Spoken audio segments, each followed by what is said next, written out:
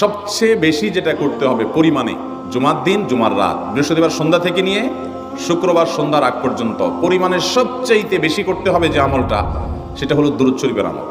নবী করিম সাল্লাল্লাহু আলাইহি ওয়াসাল্লাম বলেছেন, আকসিরু আলাইয়া মিনাস সালাতি মিন ইয়াউমিল জুমআতি ওয়া লাইলাতিল জুমআহ, তোমরা জুমার দিন এবং জুমার রাতে আমার প্রতি বেশি বেশি দুরূদ পাঠ করবে, দুরূদ প্রেরণ করবে। ফাইন্না সালাতাকুম মা'রুদাতুন আলাই, কারণ তোমরা যে দুরূদ পাঠ করো এটা আমার কাছে পেশ করেন আল্লাহর ফেরেশতারা, এবং রীতিমতো নামধাম সহকারে আল্লাহর একদল ফেরেশতা নিয়োজিত আছে। তারা বলেন, আল্লাহ, হে আল্লাহ রাসূল, আপনার অমুক উম্মত, অমুক অনুসারী, আল্লাহর অমুক বান্দা পৃথিবীর অমুক প্রান্ত থেকে, অমুক দেশ থেকে, অমুকের সন্তান, সে আপনার প্রতি দুরূদ পেশ করেছে জুমার দিনে, জুমার রাতে বা অন্য সময়ে। এটা নবী করিম সাল্লাল্লাহু আলাইহি ওয়াসাল্লামের কাছে রিপোর্ট দেওয়া হয় আল্লাহর নিযুক্ত ফেরেশতাদের মাধ্যমে।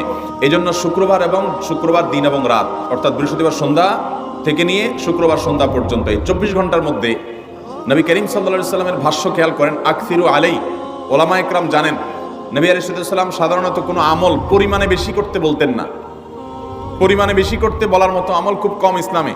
গোটা কোরআন যদি খোলেন আপনি, পরিমাণে অধিক করতে বলা হয়েছে এরকম আমল খুব বেশি পাবেন না।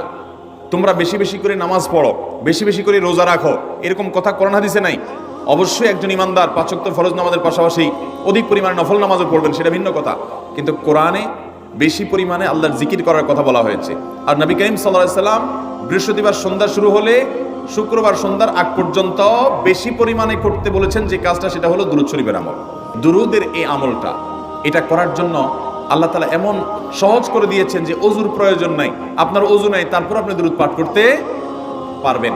এবং আপনি এই বড় দুরূদ পড়ার মতো সময় নাই, তো আপনি একেবারে সবচেয়ে সংক্ষিপ্ত দুরূদ পড়েন সাল্লাল্লাহু আলাইহি ওয়াসাল্লাম, তাতেও দুরূদ পাঠের সওয়াব পাবেন। আমলটা করবো তো ইনশাআল্লাহ।